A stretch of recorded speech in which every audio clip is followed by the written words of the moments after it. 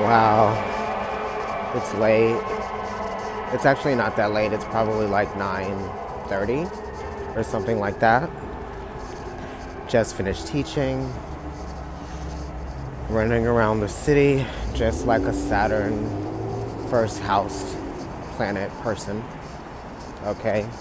Also, Pluto first house. So, work and having to work for things, having to work hard for things, having to prove things in difficult circumstances. It's easy for me, not easy, or it's doable because I'm used to it. Not only do I have Saturn in my first house, basically in a 6-degree orb within a 6-degree orb. It's actually tighter than 6. It's probably like 3 or 4 degrees. Right? Cancer moon. It's the moon is in Cancer officially, and it is a day before the actual full moon lunar eclipse in Cancer, my 10th house. I'm not really yes, I think it is still happening there for me. Yeah, it's very powerful. I can feel it, like with a lot of cardinal signs, especially like Aries, Cancer, Capricorn. Everyone's having career things come up, right? Things that sort of like are professionally driven, right? Career driven, goals, things like that. And it's about achievement too, what you have achieved, what makes you feel secure, right? Your achievements help you feel secure, right? What's your purpose? You're also trying to figure out what that is, What's my meaningful purpose? What's the deeper meaning behind this? Where can I experience another level of like satisfaction and pleasure, right? Being that Neptune is exalted in Cancer, and Jupiter as well. They both are. Jupiter is in Capricorn, right? Which is opposing this full moon in Cancer. Some big, heavy hitting planets. The big, heavy hitting planets are all in Capricorn, right? What's going on with government, we know, right? Capricorn is also like the earth, the world, what's been physically manifested, right? The proof, okay? Also, it's talking about connection, how everything is connected, right? So, how you govern basically will show, right? The proof will show. Your ability to govern will show by how you govern. Okay? So you're not going to really lie to Capricorn or Saturn because they know the real. And if you're lying to a Cancer, they're going to know. So if you're lying to yourself about what it is that you need or you want, then this eclipse is going to help you stop doing that. Stop lying to yourself, right? Definitely is going to reveal some things to you. It's all about balance as well, right? Epiphanies, okay? That type of thing. Self-discovery, right? That comes from help from the subconscious. It's also your emotional impulse, right? It's kind of like how you have evolved or changed into understanding like what your subconscious has been telling you over time, right? Also, it can have something to do with letting something go that has been familiar to you, right?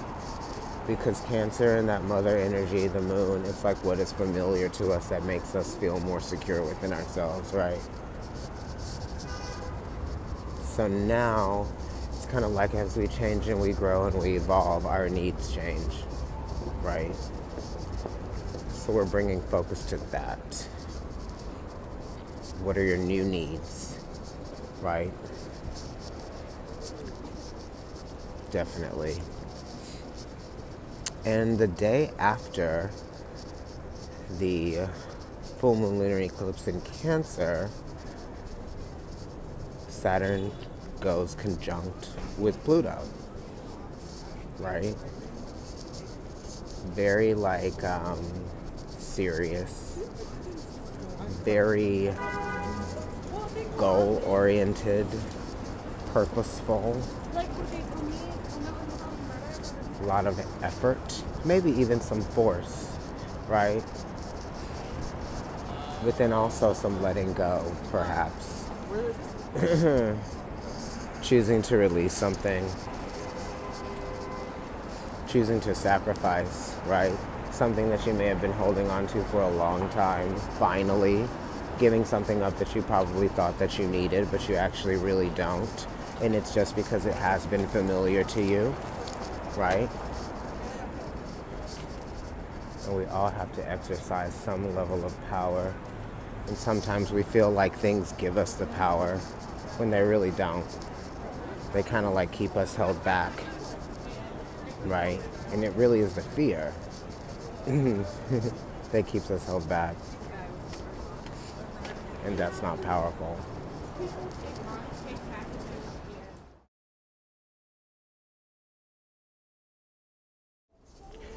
That is when you become your own worst enemy, when you give into your fears, right? Because your fears are an illusion, right?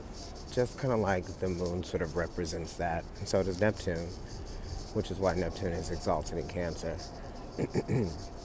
right? Fear is an illusion, right?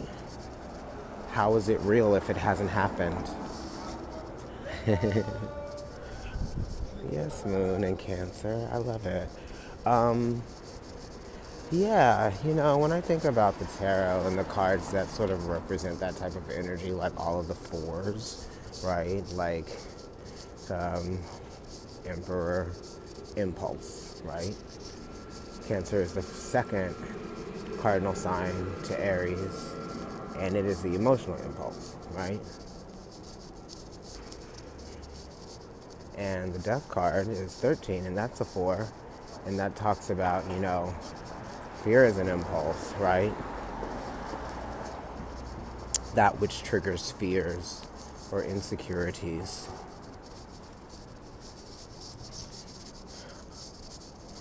What's another one? Well, obviously all of the minors, right? Wands, cups, swords, pentacles. All fours.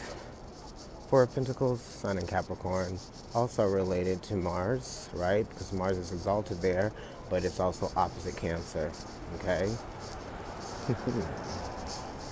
And then there's also the Four of Wands, which is Venus and Aries. Aries, right? And then there's also the Four of Cups, which is Moon and Cancer. There you are. And which one did I forget? The Four of Swords, Jupiter and Libra. Stability. This eclipse is going to bring us some more emotional security, more stability. We're seeking it out, just like we seek out the moon. Right? Something that we've been looking for a while, because the moon searches as it travels and transits, right? Covering ground, covering land. It's also a satellite.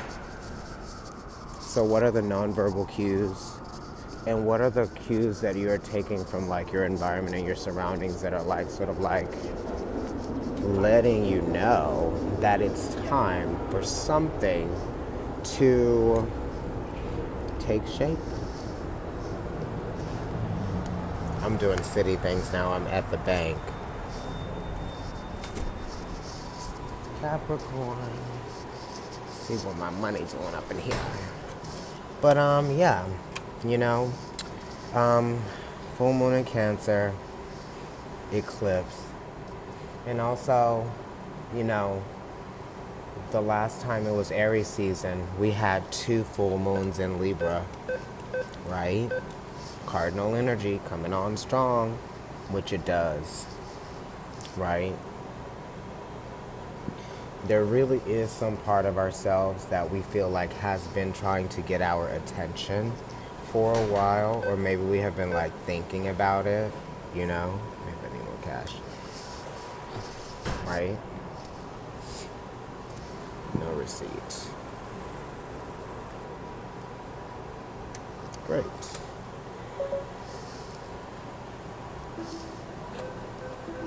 All right. Sorry. Yeah, so that's basically what's happening. A lot of different changes happening, you know. Sort of committing, restructuring, rewriting. And it's also kind of like reaching those far off places that we always could see ourselves getting to, arriving to, right? The goal, right? Jupiter exalted, right? Or in a very dignified position in Cancer, okay?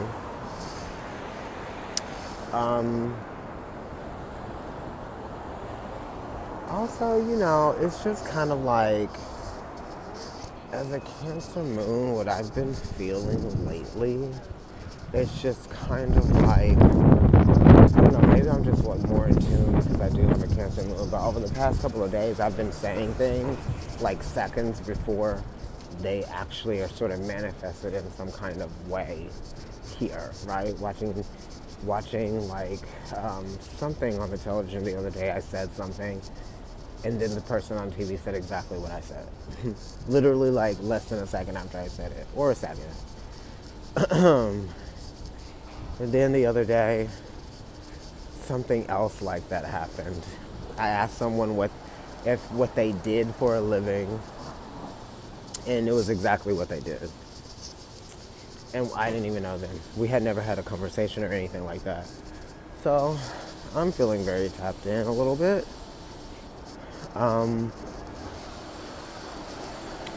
Also, we're thinking about how our emotional triggers are being affected by that which is going on around us that is caused by the Capricorn energy, right? Anybody who has a Cancer moon or any sort of water sign placement significant, you're probably going through a lot, especially when like on a conscious level, right? It's like you're conscious of some of the things that people are like not conscious of. Yeah, so you're affected heavily by the energies, especially planetary ones, astrological ones, cosmic things, right?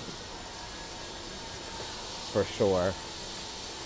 And I've been needing to take a break. I've been spending a lot of time with myself to try to like detox, clear out, filter out all of that shit that I've been absorbing that's been affecting me and putting cracks in my shell. So I have to build that fort, that fortress of self-care.